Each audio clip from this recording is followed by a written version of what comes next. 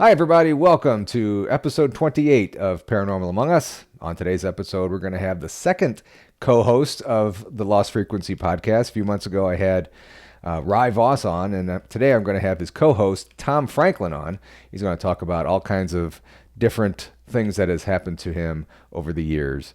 And stay tuned for that in just a few seconds. But first, I'd like to remind you to make sure that you like and subscribe to this channel so you don't miss any new content that comes out in the near future. Also, if you would like to be a guest or have a paranormal story that you would like to share, please email me at paranormalamongus72@gmail.com. That's paranormalamongus72@gmail.com, and I'll get back to you as soon as I can.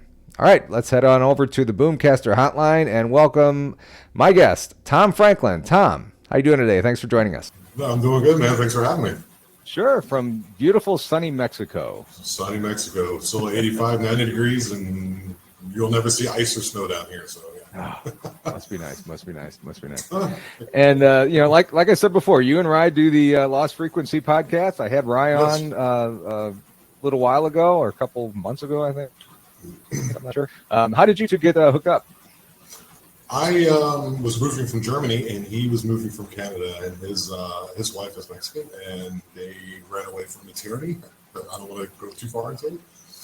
And he was down here, and I was looking around for places to live, and then I went to the expat group of this particular city I'm in, and I started asking questions about this particular situation and why we ran. And he was like, he private messaged me, yeah, dude, you can't. But I'll tell you what the deal is. And then he kind of helped me get a little bit comfortable with the area. And he here's the Walmart, here's this, here's that. And then we hung out a little bit. He was building a house at the time. And then he was I was just one day, I was like, hey man, we speak so well with each other. Would you ever consider doing a podcast? And he was like, yeah. And then we just started, yeah. Yeah. It certainly is fun doing stuff like this. I mean, getting to talk for free, do whatever you feel like doing, and just have a good time with it. And I love the collaboration. The collaboration with somebody else who he has a different skill set than I have. He's much more tech savvy. I'm a stand-up comedian, musician, painter, and I've been on a podcast for a while called KoFi Talk Time that ended about a year ago. But anyway, and so. Being on stage and having to interact with the audience and writing your material. So I'm really good at that. And he's really good at reading from text. And, he has his own skill set and I have mine. Right. Collaborating together and then collaborate with people like you, like-minded individuals who want to kind of get to the bottom of what's really going on out there. So, yeah. And the last 15 years, it seems like at least the UFO phenomenon is coming more into light, and people, I don't know if you guys see this down there in Mexico, but the people seem less afraid of coming out and saying, hey, yeah, I've seen aliens and I've seen spacecraft in the air that we don't know what is going on. Well, Mexicans are very open about anything paranormal. I mean, I would connect paranormal and UFO and Bigfoot too, as somewhat of the same phenomenon. And they're never really, people down here don't talk too much about UFOs, but they will talk about witches and Aluxes, which is like trolls, but they're Mayan, Mayan black magic and stuff. And I've heard stories of 2-inch people, and they're really superstitious. We just went through Dia de Muertos. The Day of the Dead, and they'll have shrines built and all that. So they're pretty open about it. So UFOs, I don't know. I never heard much about that from here, but I don't see why they would be so withheld from speaking about it. To be honest with you. Yeah. Now, you said before that you had a UFO experience just a few days ago, correct? My first. No, not my first. But I had another one here too about a year ago. Me and my daughter are sitting on the tailgate of my truck, bouncing the basketball back and forth, and seen a light. It was just before dusk, right? And it's kind of went through a cloud, and it came out the other side, and then went to the next cloud, and it just disappeared. And she looked at me and said, "What was that?" And I said, "I don't know." So that's kind of whatever. So I was telling you before the podcast, I have 10 acres off-grid in Mexico, and this is the time of year when the Torrid meteor shower happens, the big meteor shower event. of the year. So, we got a campfire out there, and we're, talking crap and playing around, and, she's loading fire. And we're looking at, at the stars. And at one moment, I look over to the southeastern sky, like over the Gulf of Mexico, close to it. I seen, like, real quick, like a line. I know that Elon Musk satellites, Starlink, I know what those are. They're about 7 to 10 satellites in a line. But this was about 14 to 15. And they were close together. They were brighter than this, because I've seen the satellites, the Elon Musk satellites. I've seen this before. I knew what they look like. Ryan doesn't even know about this, so you're getting the exclusive, dude. So I'll break it out. We're gonna go on Thursday. When we go on Thursday and record our episode, I'll talk about it in the intro, I guess. But yeah, and then the strange thing about it wasn't in a perfect line. It was kind of like staggered. It would be like 4 or 5 or 6, and it was staggered a little bit down, and then it went again. And they were all moving, like down at an angle, off not in the sky, like above me, but I'd say about 30 to 45 degree angle. And my daughter was there because my ex-wife was out washing clothes in town. She's like, use the truck, all right, go. I'll wash your clothes. All right, later. So we're out there hanging, and I go, Katie. Her name is Katie. That would make sense. Look. Yeah. I was like, look. She's like, what? And then I go, she didn't see it, so I go to step on the other side of the campfire, to get a better view. Yeah. And then I also have a light in the cabin, so I'm trying to get behind it to get to eliminate noise pollution. And as I walk past the campfire, it gets dimmer, the lights in the sky. And as I get to the darkness, it completely dims and they're gone. I don't know what that is. But unidentified flying object, I don't know, but it was definitely something. But I mean, weird. You just saw the lights. You didn't hear anything. I mean, you didn't. No, it wasn't like someone came down and said hello and handed me a Snickers bar or something. But yeah. Wouldn't that be cool, though? I mean, they want to make contact with us. Just give us a bone, dude. Come on. Yeah, you give us a chocolate bar, and we'll give you, I don't know, some disease or something. I don't know. Thanks for the Snickers. Here's a load of syphilis. Well, we had a lady on, Mary. Was her name Mary Rodwell? Give them COVID. I'm sure it'll be fine. Just like, never mind. Then we had Mary Rodwell on, who was like a ufologist for like 30 years. If you get a chance, maybe get in contact with her. She was amazing. And she was saying that 85% of these UFO abductions and things like that were like mental. People would not claim them as being physically put upon the craft themselves. And that blew us away, of like 4,000 something Australians or something around the world. And I don't know, man. The thing is, the more I do these podcasts, the more things start popping up, because in the past I had something which we're going to talk about in a moment. But out here on this property, I have things happening that are weird. I've never experienced before, but I don't know how to explain it. So I built this cabin in the jungle. And so there's these things called Aluxes. So it's basically like elementals that the Mayan black magic people use to protect their property. And that's a very common thing out here. There's actually like a bridge somewhere on the Yucatan Peninsula where I live, where they couldn't build the bridge.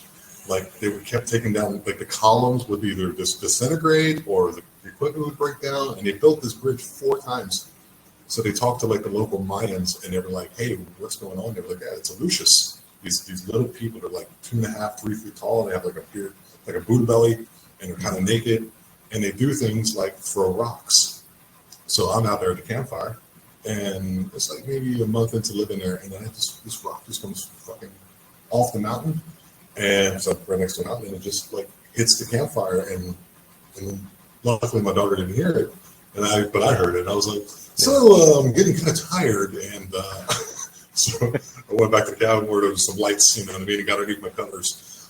But and then another 2 times, it happened twice. I wake up at 3 a.m. and I hear a banging, because I have a metal roof on this cabin. I hear some banging.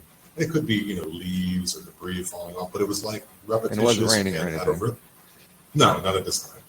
And it was like rhythmic, and I was like, what is that? And I look over, and above my daughter's hammock, where she sleeps, we sleep in hammocks, there's like this light on the ceiling.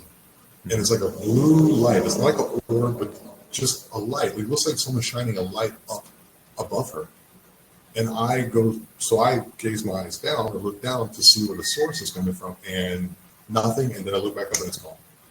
Same thing happened to me maybe a week later. To the right of me is where the shower area is that has like a shower curtain, but it's open. And I hear this again, and I'll look over, and the light is now shining horizontally into the side of this metal. We got metal on that one too. And I'm like, what the fuck? And I look over again, and nothing. And then I hear off in the distance behind me about 20, this is mostly American, 20 meters, 20 yards, about the same thing. I hear this voice, like a woman's voice. It's muffled. It's not English. It's not Spanish. It's something else. Maybe it's Mayan. I don't know. So I just kind of put the intention out. I'm not here to harm anybody. And another time I was also sleeping in the hammock and I heard a voice in my ear. Yeah. Swung to my right and there was nothing there. Nothing there. But ever since I kind of I talked to some people from here and told them, what's going on. They're like, well, you have to put your intention out that you're not here to harm, that their masters are now dead, and that you're here as a caretaker of the land as well, and you're not really needed, but they can stay, kind of thing. And ever since then, it's kind of quieted down a little bit, but I've never had that before, so I don't know what. Oh, that's weird. I talked to somebody a couple shows ago who was from England, and they had that same experience. They remember seeing, they call them little people, in their backyard or their garden or whatever. And I mean, they never harmed him. He didn't say anything about throwing rocks or anything, but he did see those little people. So very interesting. Yeah, Rye's has experiences as well where he hears them. I think you might have even told him the show. I don't know, but they were on his grandfather has jungle property too. His father-in-law, excuse me, not his grandfather. And he hears voices in the trees and stuff, and he's like, "What is that?" And all kind of this place is not like the States or like Western, I guess you would say Western cultures like Europe or whatever. It's different, and people down here all believe in witches and everything. It's weird. Yeah, I know a lot of us from the United States go down to vacation in Mexico, but keep your eyes open if you head down there. I mean, it certainly is a beautiful country and a lot of great resorts. It's very beautiful. It's also dirty. They're not as affluent as we are in the north. I'm basically like a regular, down in New Mexican people, but like I'm doing as well as a regular Mexican person is, basically being semi-retired. And they got to scratch by to get around, to get down here. But the one thing they do, even though they don't have much time for family, they always do find time for family. And you see people still out at parks. You see fiestas, and they're very it's like when I got, how old are you, Paul? I'm 51. Okay, I'm 40. I'll be 44 in February. So you remember when we were kids in the late 80s, early 90s, people would still get together in families and they wouldn't be on the phone all the time, and they would party and everyone would bring some food over, and those things still happen down here. And it's like a time capsule, and I really enjoy it here. This part of the show is brought to you by the Mexican Tourists Authority. I'm not getting paid for it either. But, if they want to send us a check, feel free to contact me. Feel free. My email is. That's awesome. So what got you into podcasting, this type of thing, this paranormal type situation? What was it for you? I mean, I know you're interviewing me, but it's just, I don't know you well, so I'm interested. Really nothing. I have a broadcasting degree, and I want to use it. I've been working in a grocery store for 20 years, and now I'm in a meat market for another year and a half. And I'm not doing a thing with broadcasting. And I've done podcasts before, and I've always watched Ghost Adventures, and I've always been intrigued by outer space and aliens and UFOs and shit. And and my philosophy, my theory is there's no way that we can be the only advanced civilization around. No, of course not. No. And if we are, heaven help us. But there's I mean, there's got to be things coming to visit us and stuff. And I love this topic. I love hearing ghost stories and UFO stories and stuff. And why not? I started this podcast after I had knee replacement surgery. I was laying around the house doing nothing. I figured, hey, might as well be productive That's really funny because I was not being pigeonholed, but I was definitely being pursued to go into broadcasting. But I was poor, so I joined the military instead. Mm-hmm. Okay. And ended up being a musician and a bunch of other things. So yeah, dude, that's awesome. I mean, yeah, broadcasting school, very interesting. Yeah, yeah. What about you? What got you into this paranormal podcasting? Well, I mean, you have plenty of experiences. Not plenty, but the reason I was always interested in after a situation that happened to me when I was 8 years old, and I kind of like brushed it aside and kind of like didn't want to talk about it. But it was always in my mind. I always was like, man, I know because I've experienced it. You know, that there's something else and other out there. And I don't know, Rye. He's got so many. He's seen so many things, and I believe he's very genuine, and he's very like motivated. Like, hey Tom, do you know about this, and this? And he really thinks about it and all that. And it just came up to me. I was like, yeah, let's do that. And I was like, let's make it so that it's also a bit of comedy to break that tension, because it's people's experiences are real, and I want people to know that we're listening to. But it's just like a death in the family, it's a death in the family. One day we mourn and we cry together, but the next day, I think I lost him. Okay, I guess I'll wait. So I guess it's just me on the podcast. So how's it going, everybody? I don't know. He might be cutting this part out. There he is. There you are. It said that you lost. But I was on there for free for a second talking about how handsome you were. And Yeah, but these experiences are real, and I just wanted to. I love talking with people in general. I mean, I love comedy, and it's just my thing to get out there. And it just happened to be the thing that we talked about. And I told Ryan I wanted to have where it's I'm a big fan of Opie and Anthony. I'm sure you probably know them, right? Mm-hmm. So I don't know if you like them or not, but I love the atmosphere, the environment, the universe they created, and that's what I wanted to do, and that's why I got into doing what we do. But the original reason is because I had a very traumatic poltergeist experience when I was 8 years old. Mm-hmm. I'm sure you want to hear about that, right? Yeah, because that's why we're on in the first place. No. No. We're done. We're done. You like hot dogs? Man, I had the best bratwurst ever. Oh, I bet you have it, because I lived in Germany for 20 years. There you go. We just had Oktoberfest here. I never went to Oktoberfest, no. But if you want to get the best bratwurst, it's called a Rye Voss, and you have to go to the state of Germany called Thüringen. Mm-hmm. Best thing you've ever had. It's so good. But a beer? Ooh.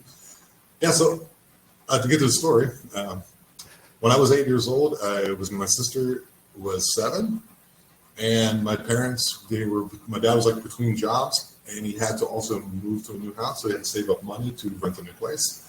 So we moved in with my grandmother. And my grandmother lived on 337 South Fulton Avenue in Baltimore, Maryland. You can look it up on Google Maps if you choose. And it's a row home in Baltimore. Baltimore is known for row homes, kind of like Philly, same kind of situation.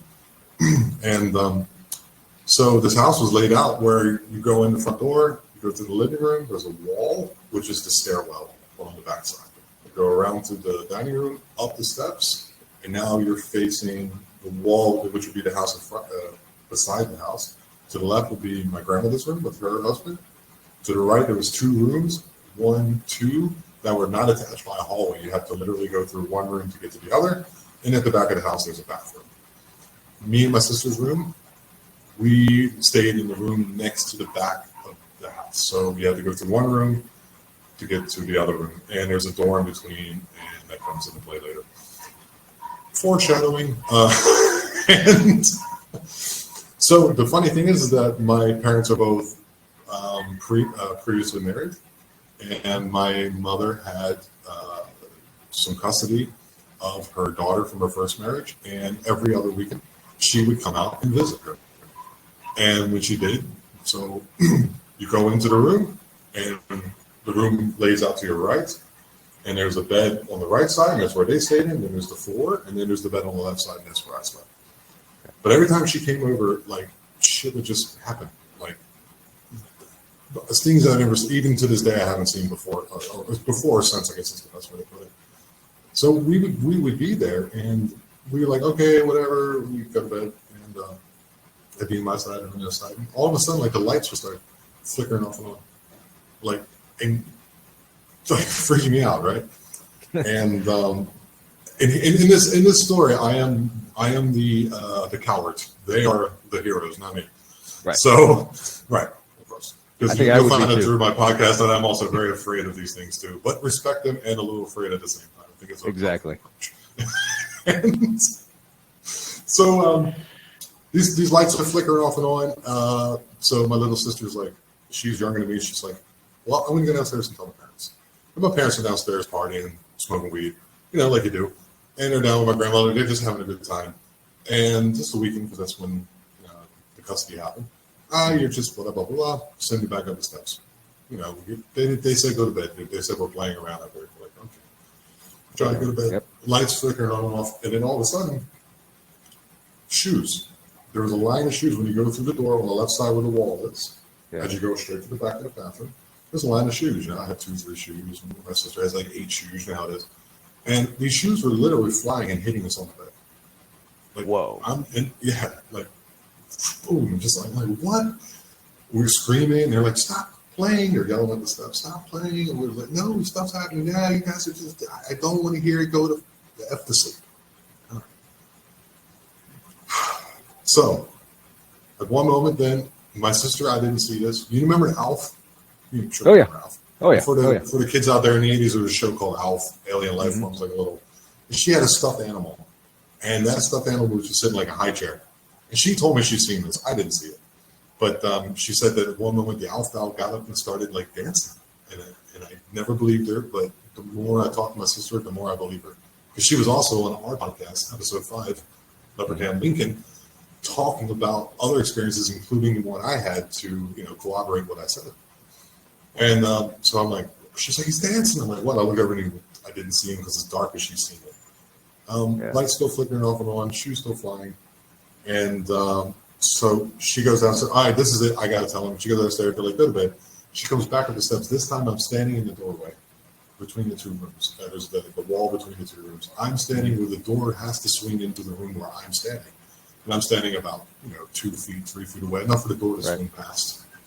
And she comes up the steps and she goes, and I said to her, what did they say? And as I said at the door, fucking slams. Right in her face. And I'm frozen still. I couldn't move. And she opens the door and she's like, did you slam the door in my face? And I said, no. And I couldn't even talk.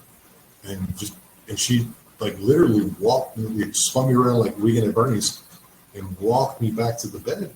And I laid in the bed, and she was just like, we'll do it together. My older sister, too, was trying to help, I just remember my little sister more because we spent the time with each other.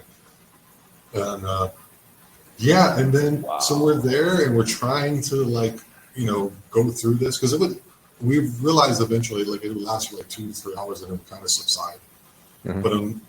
But in this particular, I think this night was the first night, and all this stuff happened. So everything after that wasn't as bad.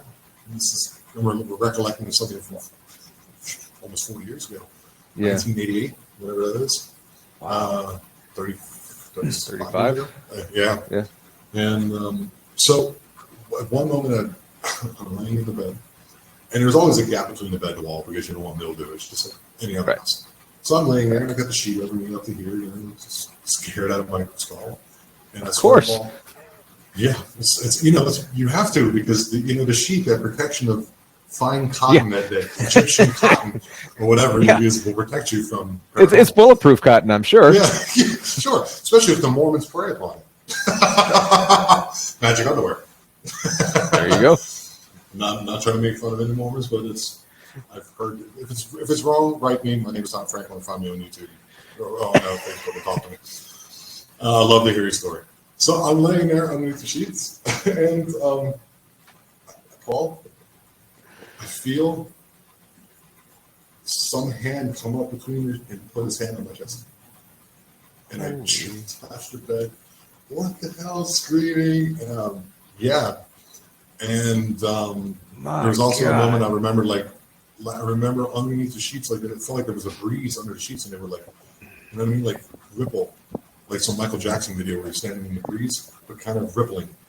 And we eventually went to sleep, and my parents the next day gave us the what are you doing? And go to sleep. And you guys got to stop playing around. You still need your sleep, even though it's not a school day, and all this stuff. And we're like, no, this really happened. And I think my mom believes us, like a little bit. And my dad still doesn't believe us, even though I'm in my mid-50s now. And I have a family and all this and that, and he still doesn't believe me. But that really traumatized me. That really traumatized me as a kid. So every time I would hear a squeak in the house, like for the next 5 years, I would be like, oh, and so that kind of like sparked my interest. Did you ever do any research on the house to see if anybody was killed there or what? My grandmother told me that she would sit across the street. She had a friend. Her name was Mrs. Brooks. And she would sit across the street, and they would sit on the front stoop. That's what you did in the 80s, guys. You would sit on the front stoops in the evening. The snowball guy would come by, and people would, eat some food together, and that's what you did. Not now, like nowadays, where everyone's inside playing games or something. And actually talk to people. And not on the phone. Do you remember that communication? Yeah. So she was sitting there, and she was with Miss Brooks, my grandmother, and she told me that she seen a woman in a black veil walk into like someone's front door and then through like the next house and come out and walk, because it's row homes, and like just walk through the walls and stuff. Whoa. And I was like, are you kidding me? She goes, no, I've seen this. And then like Miss Brooks, I was like, and I was like 9 years old. This is grandma's seen that? She goes, yeah, I've seen it before too. So who knows? Because Baltimore is part of the first 13 colonies. And it's very old. It's very old. Yeah. I guess, 1700s, 1800s. And these houses are very old. These houses are probably built in the early 1900s, maybe even earlier. So I don't know. I never did any research on it, but even my sister lived in another part of town, and she's seen a dude peek around the corner wearing one of those big like top hats with the beard, like Abraham Lincoln, looking around the corner at her and stuff. And this is no, not the Hat Man. That's a different thing. That's another okay. Like a literal apparition, like an apparition. And then one time she went down the steps and she seen a butcher in the kitchen with the cutting and stuff, because she lived in a place called Pigtown. And it's at the end of the railroads, and they would take the pigs and run them through the streets to the butcher shops. And I guess some people were doing butchering at home too. So that place is really, Baltimore is pretty spooky. I mean, that's where Fort McHenry is, and that's where the Star Spangled Banner was written. So it's a very old city. So, age plus death equals ghost, I guess. Yeah, no kidding. And I think that's close to where the Blair Witch Project is, or the Blair Witches. The Blair Witch was that in was Pennsylvania?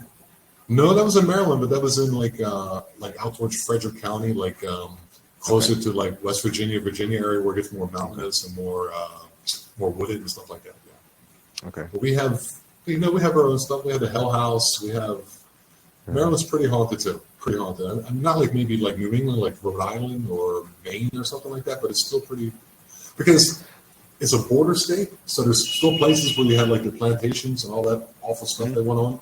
So you had some of that too, and there was a lot of fighting. We have the Battle of Antietam was right there. We have Gettysburg close by. So we have a lot of stuff there. So how long after this poltergeist experience that you had at your grandma's house, how long did that haunt you, or how long was it until that you felt comfortable going back there, for one, or even, Oh, well, I never felt comfortable going back there, but we did go back there because a friend of my grandmother moved out to another place, and a friend of hers moved in there, and they had children my age. And so we went up there, and they were like, you got to go in this house. She's like, just get in there. And I was like, I'll stay down here with you. No, go upstairs and play. And I literally went back into those rooms, and I still felt it. I still felt watched. But at the same time, that the poltergeist phenomenon, for lack of a better word, is somehow connected to like young adolescent women when they reach a certain age and some type of trauma. And I know for a fact that my half-sister has had such trauma of certain, I don't know all the details, but I do know that something has happened to her. So they're saying there's a possible manifestation that's going on too, but because it only happened when she was there. But I think that house was predisposed to have that type of energy to begin with. Yeah. And I remember being in that house, and we actually made my parents switch rooms with us. We said, really? We don't want to be in this room anymore. And they were like, okay, so they switched room with us. We slept in the first room. So they're like, you guys sleep, and then we're going to wake you up. We were like, we don't care. We'll go back to bed. We're young. Yeah. And then my mom was like, yeah, I never felt comfortable. I always felt like someone was watching me. So I did go back, but I didn't want to. Wow. That's freaky. That's freaky. I would love to hear what's going on at that house now. That would be awesome. It's probably boarded up and run down. Baltimore's pretty messed up. Well, yeah, that's pretty messed up. That's true. We can probably just go in there. If you had a crack pipe, you can probably get in there and just moonwalk in the front door to let you in. Yeah. Let's just be honest with what's going on.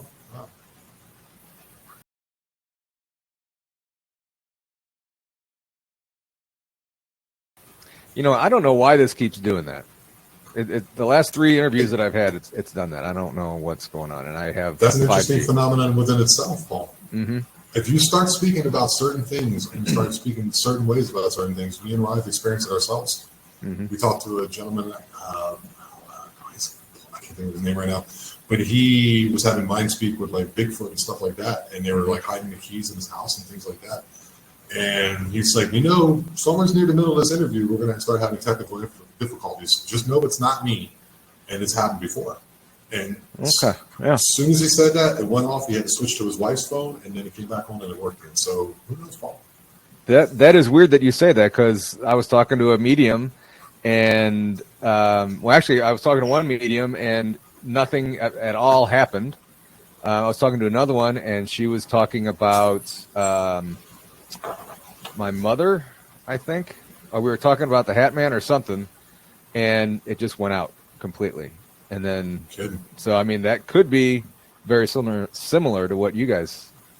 I never thought of it. Yep. I was trying to think of, because you know that not to get too conspiratorial, I know you want to go on YouTube and everything, but you know that the government has things we don't know about. So why wouldn't it be? Yeah. So why wouldn't it be that they can, of course, they can listen on what we're doing and saying, and they know who we are. We are now marked somehow, you and I, for doing what we're doing.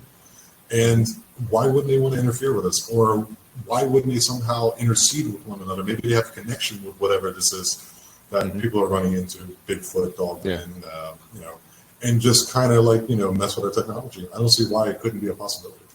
Yeah, very interesting. Now, you mentioned the Hat Man story before. Talk about that. That was crazy. So I was, I was telling, I don't know if I even said it, but I'm a former U.S. military soldier, U.S. Army. And I was stationed in Germany, and I ended up moving to Germany and marrying my wife of 20 years at the time. And I lived over there, and I started a metal band. So one weekend, my buddy, who was a guitarist, he was going to do he worked at BASF, which is like Dow Chemical, but it's in Germany, it's bigger. And he had to go to America to do like an internship. So we were like, hey, let's punch out this whole weekend. We'll rent some mics for drum kits, and we'll just get this out. That way, we have something to listen to, so we remember what we wrote when he comes back. So we spent the whole weekend there. So it's this old room in this industrial area, and it's called, even in German, it's called the Power Tower. And it's got 4 floors, and we were on the 3rd floor. And there's like this, not a spiral staircase, but like a square staircase that keeps going up through all the middle of the building. Right. And you get to the 3rd floor, and you have a key for that door, a key for the bottom door, and a key for your own individual room. So you go into this door on the 3rd floor, and then you walk down this hallway, and it's dark, and it has like motion lights that you go through. And then there's like a door, like 2 doors, like fire breaks. You go through that one, and then we're at the end of the hall on the right. You make a right turn, and you go to the end of that one. There's a stairwell for fire for the back. But we were before that on the right, in this huge room that we split with another band. So we're in there, we were recording, whatever. We took a break, and I'm sitting on the couch, and we're all just kind of chit-chatting, bullshitting. And the door was open into the hallway. So like the light from the room was then shining into the hallway, like at an angle, if you know what I mean, right? Yeah. And I'm sitting there, we're talking, mix of German and English, and I hear like someone walking in the hallway, but like around the corner to the left, if you know what I mean. And I hear this, and I hear the door open, and one of the fire break doors open, shut the door, and I'm thinking, it's just somebody in one of the band rooms. There's many band rooms along the way, so I was like, someone's here to do some mastering or whatever, they're doing recording, going to jam, smoke joint, whatever we're going to do. And I hear walking, clack, clack, clack, and then the walking stops, and like 3 minutes I'm sitting there, and I don't hear any other doors open, and normally you can always hear them open. Right. And I'm like, what the hell?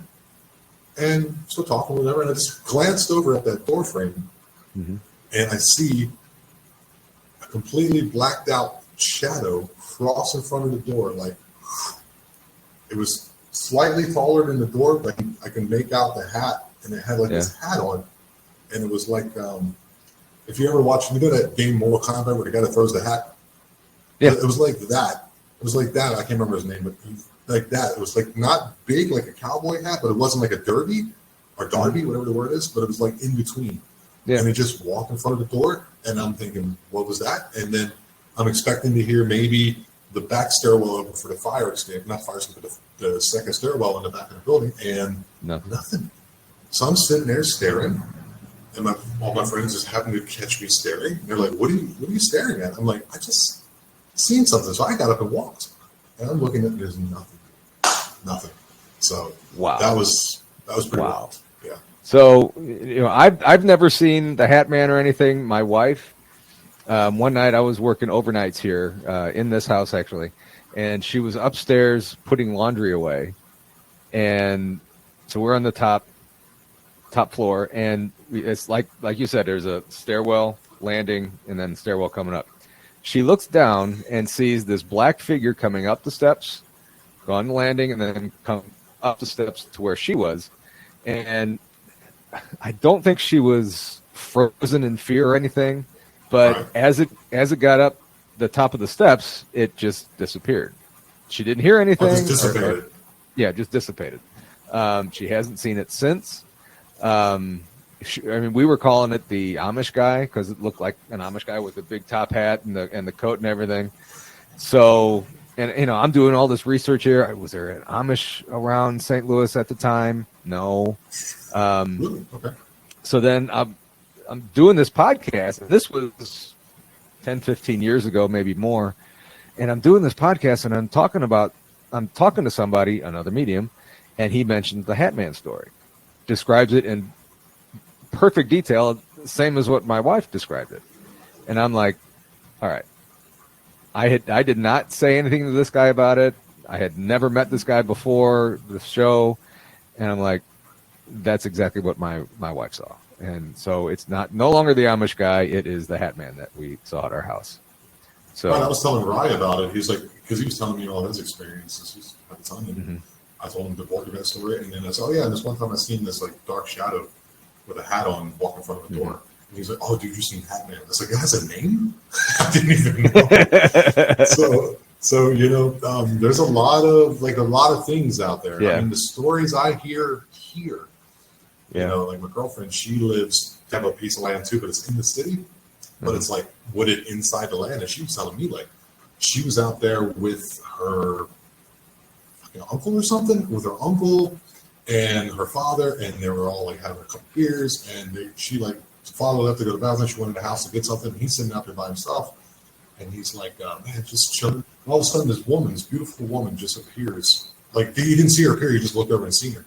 And then she sat down next to him, and she goes, "Oh, would you like to have some more money for some beer?" He goes, "Oh, you would give me some beer." She goes, "Yeah, I'll go buy some beer for you and everything." He said, "Oh, that's pretty cool, right? I don't know who you are. Who are you?" And she's like, "My name is so-and-so, such and such."